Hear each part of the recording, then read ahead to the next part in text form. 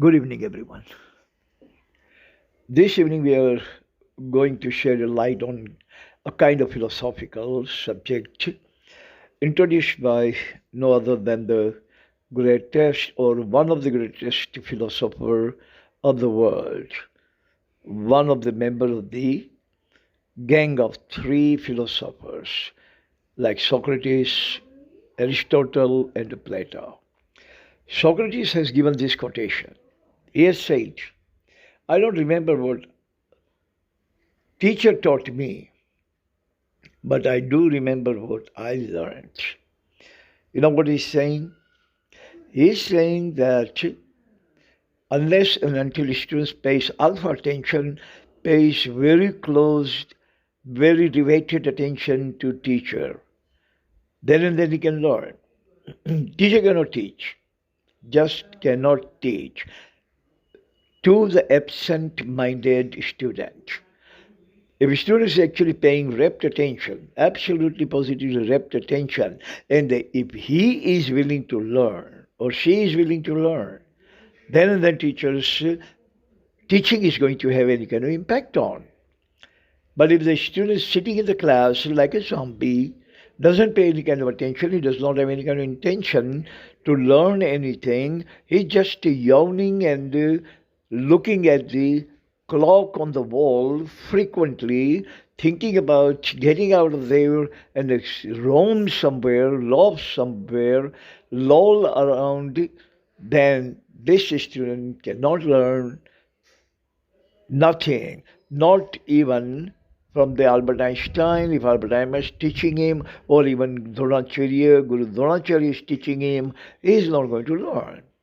So according to Socrates, learning is self-motivation.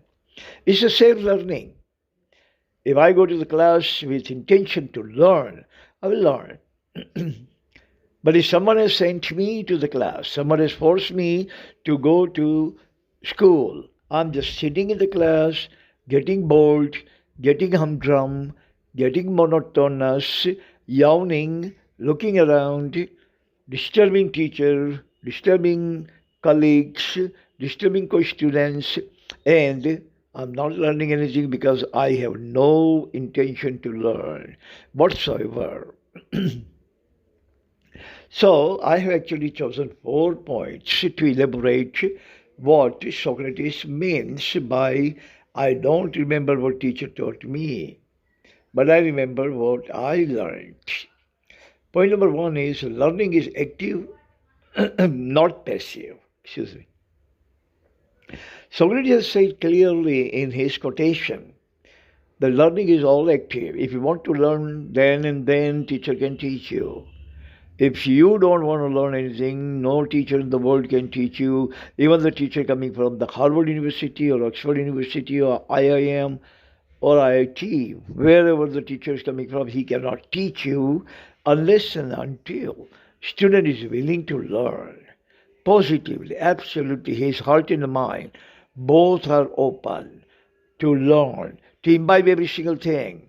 The teacher actually touched him still, then and then he would be able to learn. Otherwise, no teacher in the world, how great the teacher is. Even the polymath like Noam Chomsky cannot teach the student who is not willing to learn. So willingness to learn is active, not passive. I have been in this business for more longer than 25 years, and I know some students I just cannot teach. I try to coax, cajole, convince, coerce, but no response from that. The person, student is just like a stone, just like a rock. Doesn't pay any kind of attention what I say. Even I scream and shout, but it doesn't pay any kind of attention as we talk. There are a couple of students sitting in my class for last 4 months without learning anything whatsoever. Now I ignore them. Point number two is no one can teach a zombie learner. Zombie learner means half dead, half attentive, half present in the class. Physically is present in the class, but mentally, cerebrally, he is absent. That kind of student is called zombie students, and nobody can teach them either. That is what Socrates says, that if you're a zombie student, don't attend. Don't attend the class. Don't actually irritate your teacher. Don't create any kind of disturbance for your colleagues, but rather stay out of the class, stay away from the class, refrain from the class because you are a zombie and no teacher in the world can teach you. Point number 3 is motivation is the greatest force to reckon. Every single thing in the world is motivation. You are going to strive because of the motivation. You are going to wake up tomorrow morning because of the motivation. You're going to get up in the morning because of the motivation. You are going to achieve something during the course of a day because of the motivation. You are going to change your clothes because of the motivation. Give yourself a shave. Motivation. Give yourself a shower. Motivation. You are going to smile because of motivation. You have energy because you have motivation. You are going to enjoy your food. You are going to enjoy your friends. You are going to enjoy weather. And you are going to enjoy success. Every single thing is motivation. If you are bereft of motivation, you are a zombie of motivation. Don't expect that anything is going to be achieved by you, or you are not worthy to achieve anything in your life. Point number 4 is learning is alpha, beta, or theta. 3 ways are there for the student. One way is alpha way. Alpha-minded students can learn 100%. They don't miss a sentence, they don't miss a word, they don't miss a letter, they don't miss a syllable. They don't miss anything. Their attention is riveted on the word of his teacher or her teacher, and whatever the teacher speaks, every single thing is imbibed by that kind of alpha student. Second is beta student. Beta students are those who have lapses. Lapses means that they pay attention for a couple of minutes and a couple of minutes again they are blank. Then again they wake up, they bring themselves again into the class, rivet their attention to what teacher says, and again a couple of minutes later they are blank. So 50% is learned.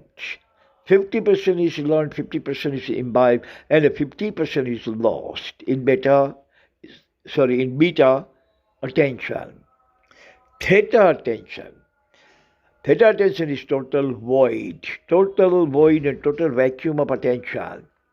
Like I gave you the example of a couple of my students who are sitting in the class all day long, drinking my water, sitting and polishing my chair with their ass, and just sitting under the fan, enjoying the breeze, and just sitting over there, looking at the watch. When the time is up, they just leave, kicking my furniture. These kind of students are theta students. They don't have any kind of motivation, they don't have any kind of intention, they don't have any kind of willingness, they don't have any kind of volition to learn anything whatsoever. They are not born to learn, but they are congenital naive people, congenital ignorant. They suffer from ignorantia syndrome. They are congenital ignoramus, congenital ignoramus type of people who are known as delta students or theta students. So that's all it is. Thank you very much for listening. See you again some other time. Until then, God bless everyone on this planet. Amen.